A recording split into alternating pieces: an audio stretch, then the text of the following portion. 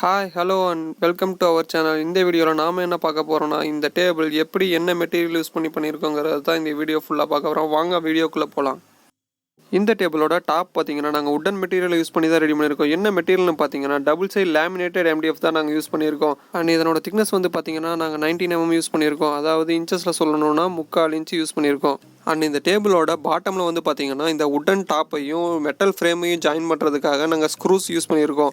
என்ன ஸ்க்ரூஸ்னு வந்து பார்த்தீங்கன்னா ட்ரைவால் ஸ்க்ரூஸை யூஸ் பண்ணி நாங்கள் ஜாயின் பண்ணியிருக்கோம். அண்ட் நெக்ஸ்ட் வந்து பார்த்தீங்கன்னா நம்ம டாப் ஃப்ரேமுக்காக 40 mm x 19 mm ரெக்டாங்குலர் பைப்பை ஹால்விங் ஜாயிண்ட் யூஸ் பண்ணி நம்ம மெயின் லெக்கோட வெல்டிங் பண்ணியிருக்கோம்.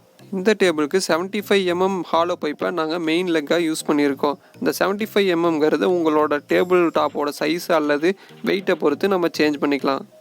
ஹால்விங் ஜாயிண்ட் அப்படின்னா என்னன்றதை நம்மளோட நெக்ஸ்ட் டேபிள் ஃபேப்ரிகேஷன் வீடியோவில் கண்டிப்பாக டீட்டெயிலாக பார்க்கலாம். அண்ட் நெக்ஸ்ட்டு வந்து பார்த்திங்கன்னா நம்ம டேபிளுக்கு பாட்டமில் 12 mm ரப்பர் புஷ் யூஸ் பண்ணியிருக்கோம். இந்த ரப்பர் புஷோட யூஸ் என்னென்னா நம்ம தரையில் இருக்க டைல்ஸு கிரைனைட்டு இதெல்லாம் வந்து இந்த டேபிள் ஸ்க்ராச் பண்ணாமல் இருக்கிறதுக்காக தான் இந்த ரப்பர் புஷ் நாங்கள் யூஸ் பண்ணியிருக்கோம். அண்ட் நெக்ஸ்ட் வந்து பார்த்திங்கன்னா நம்ம டேபிளோட பாட்டம் ஃப்ரேம் வந்து பார்த்திங்கன்னா டாப் ஃப்ரேமில் யூஸ் பண்ண மாதிரி பைப்பை ஹரிசாண்டலாக யூஸ் பண்ணாமல் வெர்டிக்கலாக யூஸ் பண்ணியிருக்கோம். ஆனால் இந்த டேபிளோட bottom frame and top frame பார்த்தீங்கன்னா சேம் ஹால்விங் ஜாயின் யூஸ் பண்ணி தான் நம்ம வெல்டிங் பண்ணியிருக்கோம். பாட்டம் ஃப்ரேமுக்கு நாங்கள் என்ன சைஸ் ஆஃப் மெட்டீரியல் யூஸ் பண்ணியிருக்கோம்னா 40 mm x 19 mm rectangular pipe.